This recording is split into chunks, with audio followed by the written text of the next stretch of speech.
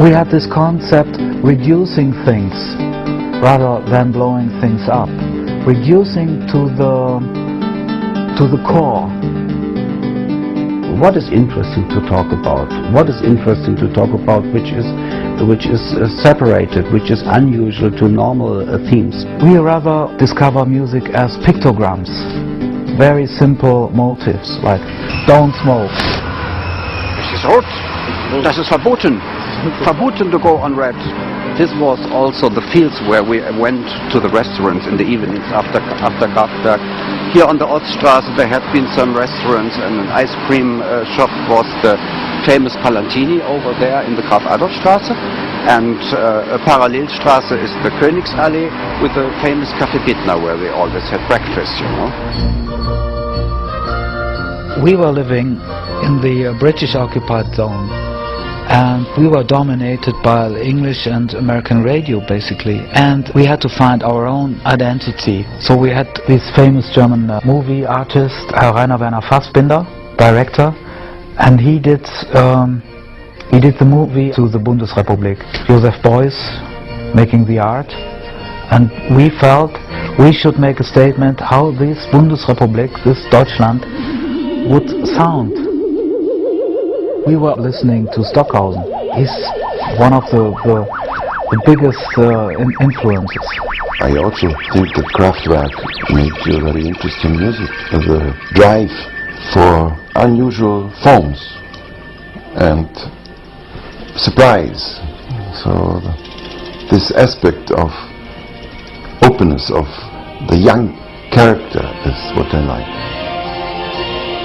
Kraftwerk är ju den stora inspiratören för min del, så att säga, som bara får lov att bli en inspiratör, för man kan aldrig göra om det de har gjort liksom, en gång till, men man kan vinka lite till dem ibland, och sen ibland kan man bara ha dem i hjärtat. I love Kraftwerk. I mean, certainly some of Kraftwerk's albums are some of my all-time favorite albums, you know, like Man Machine and Computer World. I think those are remarkable, wonderful records. They found a way to make music with machines, and actually were proud of it. They won't try to hide it. I think Kraftwerk's music is very cold, but it's also very, very warm. And I think they reached a very interesting balance that hadn't been reached before between the two. Kraftwerk bildades 1969 av två musikstudenter, Ralf Hütter och Florian Schneider. Efter några år anslöt sig Karl Bartos och Wolfgang Flür, men efter ett drygt decennium och 6 skivor tillsammans lämnade Karl och Wolfgang Kraftwerk. Det är nu 16 år sedan, och sedan dess har bara en enda ny låt lämnat Klingklang-studions väggar. Have you tried to contact them anyway? I have, through the record company. I don't know how... And what did they tell you? They didn't tell me anything. I didn't get an answer. I thought so. My friend asked me today, why does he not ask Ralf and Florian? I said, he won't get in contact to them. They are still working in Klingklang studio? Yes, I'm sure. At the moment they are pretty often in the studio. I sometimes see them from the distance when I come through the Graf-Adolf-Straße on the Mintrop-Platz. And friends of mine tell me sometimes that there is something going on.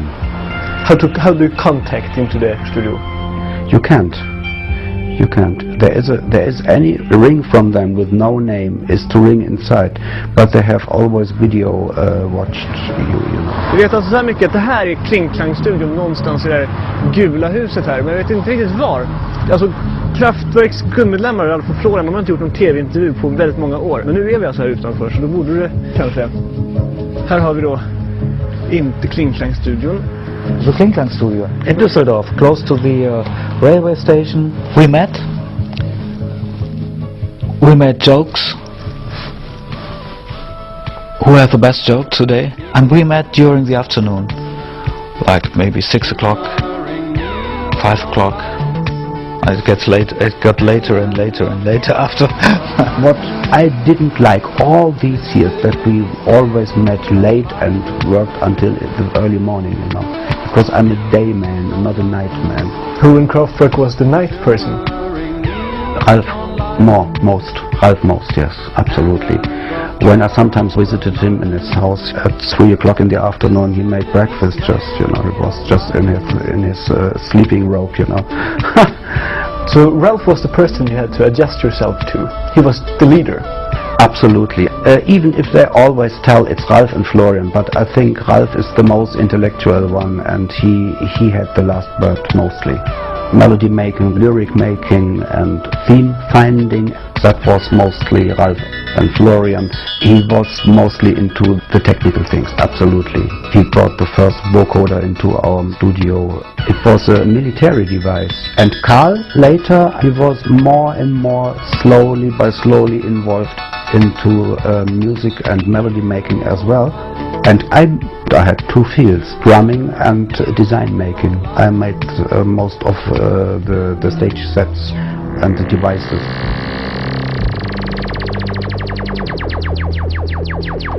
When I met Ralph and Florian, they had some electronic things, not too much at that time, just 3 or 4 electronic things. And Ralph owned already his first Minimoog.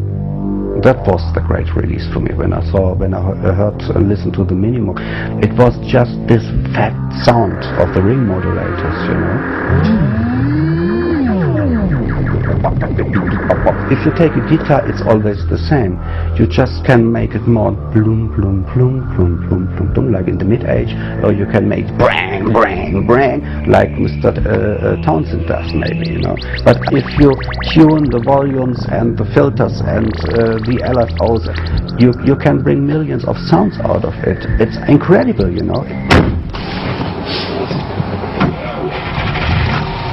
No rumble. I'm autograph. Yeah. It's gone. Aha. No, I don't recognize this. It's Kraftwerk. Autobahn, yeah.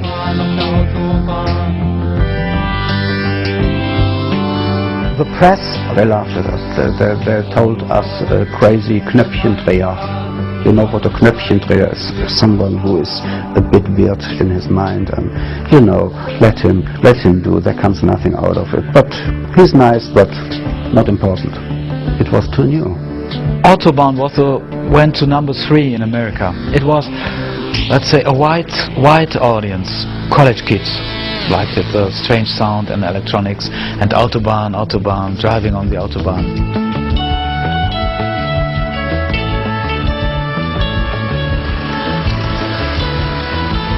Kraftwerk war genau die Musik für uns, da war ich so 20, 25 Jahre, war das die Musik gewesen.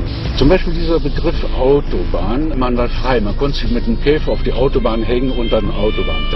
Dann immer der Mittelstreifen, das haben die also unheimlich toll getroffen.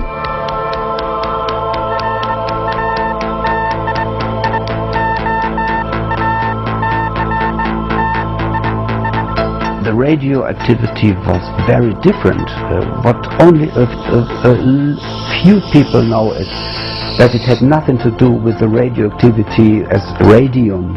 It had something to do with the activities of the radio companies in America. We were at the Billboard during this first America tour, and there was one line, radio activity, and it meant